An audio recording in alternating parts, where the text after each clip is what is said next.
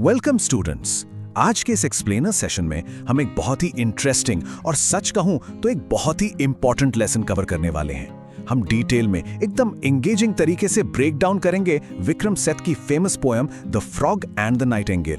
इन concepts को हम ऐसे समझेंगे कि लिटरली हर एक लाइन ऑटोमेटिकली याद हो जाएगी। तो चलिए बिना किसी डिले के शुरू करते हैं। क्या कभी किसी ने देखा है कि कांस्टेंट क्रिटिसिज्म की वजह से कोई अपना कॉन्फिडेंस पूरी तरह खो दे? आज हम यही एक्सप्लोर करेंगे। हम समझने वाले हैं the frog and the Nightingale. ये एक ऐसी स्टोरी है जो हमें कॉन्फिडेंस, मैनिपुलेशन और टैलेंट का ट्रू मीनिंग सिखाती है। और सच बताऊं, ये बस एक जानवरों की सिंपल सी कहानी नहीं है, बल्कि एक बहुत डीप साइकोलॉजिकल थीम पर बेस्ड है, जहां हम एक्चुअली देखेंगे कि कांस्टेंट प्रेशर का किसी के माइंड पर क्या असर होता है। पूरा चैप्टर इजीली समझ आए, इसलिए हमारा रोड मैप 6 क्लियर सेक्शंस में डिवाइडेड है। पहले वेलकम टू बिंगलबो, फिर द नाइटिंगेल्स डिवाइन सॉन्ग, उसके बाद द टॉक्सिक मेंटर, फिर एक्सप्लॉयटेशन एंड ट्रैजिक डेथ। आगे हम की थीम्स एंड मॉडल्स देखेंगे और आखिर में एक quick exam recap. Let's dive into this. तो चलिए मूव करते हैं हमारे पहले सेक्शन की तरफ, वेलकम टू बिंगलबॉग। इस स्टोरी की सेटिंग एक ऐसी जगह है जो बिल्कुल मडी और कीचड़ से भरी है। वहां का माहौल बहुत ही ज्यादा नॉइजी और शोर शराबे वाला है। स्टोरी की शुरुआत इन लाइन से होती है, once upon a time a frog croaked away in Bingle Bog. Every night from dusk to dawn, he croaked on and on and on.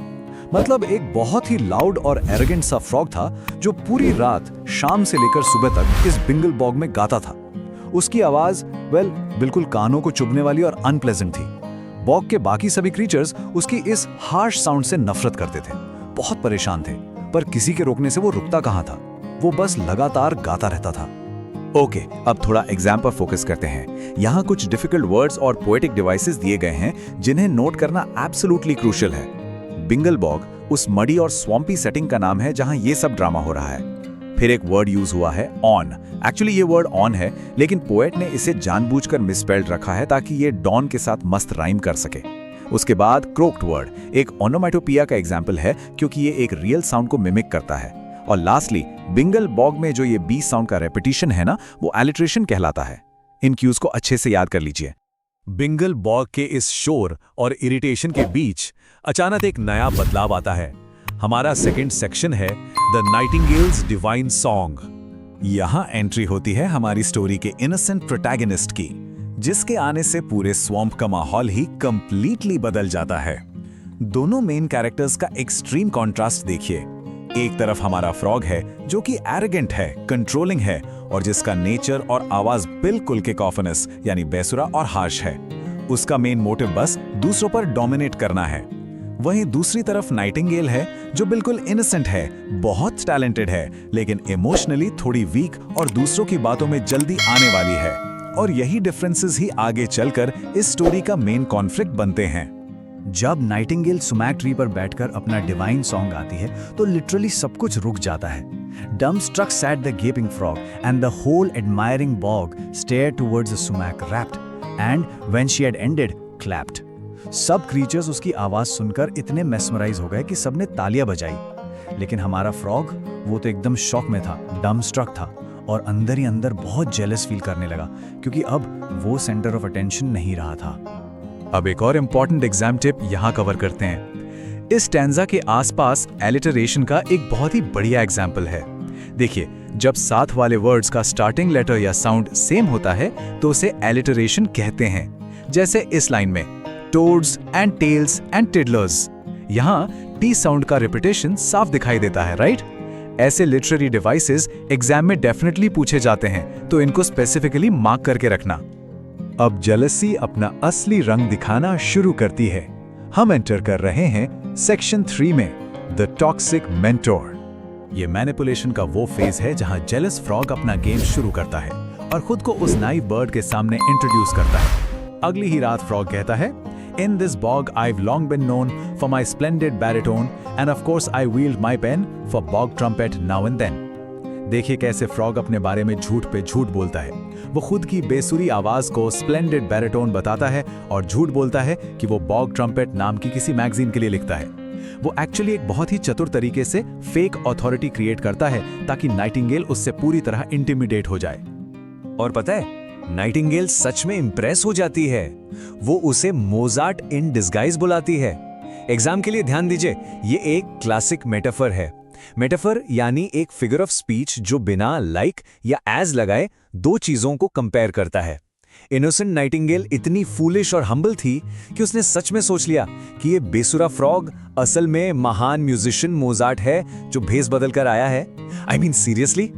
So the most crucial point here is कि यहाँ एक trap, एक बड़ा सा जाल बिछाया गया training के नाम पर। फ्रॉग नाइटिंगेल के गाने में फॉल्स निकालता है, कहता है कि उसकी टेक्निक में फोर्स नहीं है। फिर वो ऑफर करता है कि वो उसे प्रॉपर ट्रेनिंग देगा और उसके बदले एक छोटी सी फी लेगा। धीरे धीरे वो नाइटिंगेल के टैलेंट को एक्सप्लॉइट करने लगता है, उसके कॉन्सर्ट्स के टिकट्स बेचने लगता है और उसे खराब मौसम में बारिश के बीच भी लगातार प्रैक्टिस करवाता है। पूरा फायदा उठाता है उसकी इनोसेंस का। स्टूडेंट्स, अब हम इस पोएम के सबसे डार्क और सैड हिस्से में आ गए हैं। Section 4, exploitation and tragic death. Frog की क्रूरटी की वैसे कोई हद नहीं थी। वो कहता है, just put on your scarf and sash, कू ओ आ कुआश कुआश। ये लाइन साफ दिखाती हैं कि फ्रॉग कितना हार्टलेस और क्रूल मेंटर था। वो इस डेलिकेट बर्ड को स्कार्फ पहनाकर बारिश में गाने पर फोर्स करता है और उसके ब्यूटीफुल डिवाइन सॉन्ग की जगह अपने बेसुरे और हार्श नोट्स कुआश कुआश कुआश को कॉपी करने को कहता है। सोचिए, वो बेचारी बर्ड पूरे 6 घंटे तक इस खराब मौसम में गाती रहती है। इस पूरे सिचुएशन का एक परफेक्ट समरी देखते हैं। यहाँ एक क्लियर इनवर्स रिलेशनशिप बन रहा है। एक तरफ देखिए, फ्रॉग के प्रॉफिट्स आसमान छू रहे हैं। रॉयल क्राउड जैसे आउल ऑफ सैंडविच उसके कॉन्सर्ट में आते हैं और टिकट्स धड़ाधड़ बिक रही हैं। पर दूसरी तरफ नाइटिंगेल की फिजिकल हेल्थ बिल्कुल गिर चुकी है। वो कंप्लीटली एग्जॉस्टेड है। उसकी मीठी आवाज अब फटी फटी और होर्स हो चुकी है और वो पेल और सॉरफुल रहने लगी है। और इस ब्रूटल एक्सप्लॉइटेशन का नतीजा होता है ये आखिरी tragic stanza. Trembling, terrified to fail, blind with tears, the nightingale heard him out in silence, tried, puffed up, burst a vein and died. वो बर्ड फेल होने के डर से इतनी डरी हुई थी, इतनी सहमी हुई थी कि उसकी आंखों में आंसू थे। जब फ्रॉग ने उसे और जोर से पैशन के साथ गाने को कहा तो उसने अपनी आखिरी कोशिश की, एक गहरी सांस ली और उसकी एक वेन फट गई जिसके कारण उसकी डेथ हो गई। उस पर बनाए गए कांस्टेंट प्रेशर ने आखिर उसकी जान ले ली। और पता है सबसे बुरी बात, इस ट्रैजिक डेथ के बाद फ्रॉग का रिएक्शन देखिए, द अल्टीमेट हाइपोक्रेसी। उसको थोड़ा सा भी दुख नहीं होता है। वो उल्टा सारा ब्लेम उस बर्ड पर डालता है और कहता है I try to teach her, और उसे एक स्टूपिड क्रीचर बुलाता है। सबसे बड़ी आयरनी तो ये है कि एंड में फ्रॉग कहता है your song must be your own, जबकि रियलिटी ये थी कि नाइटिंगेल को उसकी ओरिजिनलिटी से दूर करने वाला और उसके अंदर का पूरा कॉन्फिडेंस तोड़ने वाला कोई और नहीं, सिर्फ और सिर्फ वो फ्रॉग ही था। चलिए अब इस स्टोरी लाइन से थोड़ा आगे बढ़कर देखते हैं सेक्शन 5, की थीम्स एंड मॉरल्स। ये स्टोरी डेफिनेटली काफी इमोशनल थी, लेकिन एग्जाम पर्सपेक्टिव से हमें इसके अंडरलाइंग मैसेजेस पर फोकस करना है। सबसे बड़ा मॉरल है इंपॉर्टेंस ऑफ सेल्फ कॉन्फिडेंस। अगर किसी के पास दुनिया भर का टैलेंट है पर खुद पर विश्वास नहीं, तो कोई भी उसका आसानी से फायदा उठा सकता है। हम सबको मैनिपुलेशन के डेंजर्स को समझना ही होगा। फेक अथॉरिटी को रिकॉग्नाइज करना सीखना चाहिए ताकि हम अपने यूनिक टैलेंट को प्रोटेक्ट कर सकें। नाइटिंगेल ने अपना कॉन्फिडेंस खोया, तभी तो उसने अपनी जान खोई। ओके, आइए जल्दी से बढ़ते हैं सेक्शन 6 की तरफ। एक rapid fire quick exam recap. इस टाइमलाइन से हम पूरी पोयम का फ्लो बिल्कुल लॉजिकली याद रख सकते हैं। Point 1, frog rules the book अपनी बेसुरी आवाज से। पॉइंट 2, नाइटिंगेल आती है और सबके दिलों पर छा जाती है। पॉइंट 3, फ्रॉग जेलस होकर उसे फेक ट्रेनिंग में फंसाता है और बहुत पैसे कमाता है। पॉइंट 4, द ट्रैजिक एंड, लगातार एक्सप्लॉइटेशन की वजह से उस इनोसेंट बर्ड की डेथ हो जाती है। और finally point 5, frog rules again, bog में फिर से वो अकेला सिंगर बन जाता है। क्रोनोलॉजिकली इन इवेंट्स को ध्यान में रखने से एग्जाम में कोई सीक्वेंस भूलेगा नहीं। So students, always remember, talent becomes powerful only when you believe in yourself.